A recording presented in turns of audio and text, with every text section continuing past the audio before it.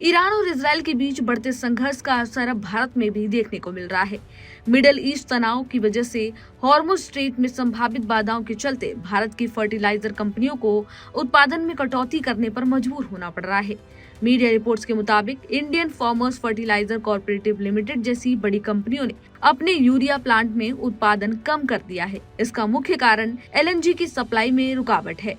Urea उत्पादन LNG पर पूरी तरह से निर्भर करता है। ये न केवल कच्चे माल के रूप में इस्तेमाल होता है, बल्कि प्लांट्स की भारी मशीनरी चलाने के लिए ईंधन का काम भी करती है। कतर में रास लफान एलएनजी संयंत्र पर ईरान के हमले के बाद कई कंपनियों ने फोर्स मेजोर की घोषणा कर दी है। फोर्स मेजोर का मतलब होता है अप्रत्याशित परिस्थितियों जैसे युद्ध या फिर प्राकृतिक आपदा में कंपनियां अपने कॉन्ट्रैक्ट्स पूरी तरीके से पूरा नहीं कर पाती हैं और उन्हें कोई दंड के भुगतान को भी नहीं देना पड़ता है। तो ऐसे में कंपनियों के लिए कहीं न कहीं लाभ वाला कदम साबित होता है। तो ऐसे में कंपनियां अपने बचाव के चलते ये कदम उठाती हैं। भारत के लिए भी ये स्थिति काफी ज्यादा चिंता का विषय है। देश अपनी एलएनजी जरूरत का लगभग 40 से 45% का हिस्सा कतर से आयात करता है और घरेलू यूरिया उत्पादन का 80% एलएनजी पर निर्भर होता है। सप्लाई में रुकावट से यूरिया और अन्य फर्टिलाइजर की कीमतों में उछाल देखने को मिल सकता है।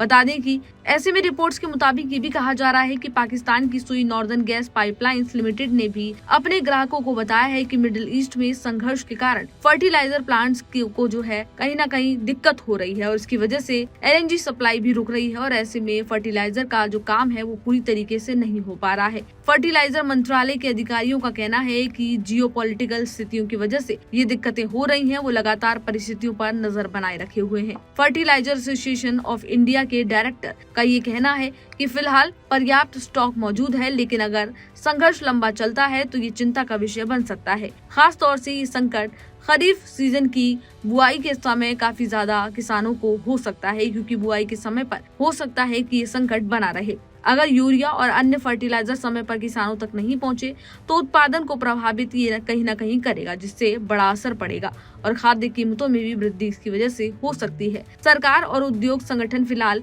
स्थिति पर निगरानी लगातार बनाए हुए हैं और संभावित समाधान के लिए तैयार हैं। इस परिस्थिति की वजह से वैश्विक ऊर्जा और खाद्य की सुरक्षा को लेकर कई सवाल खड़े हो रहे हैं।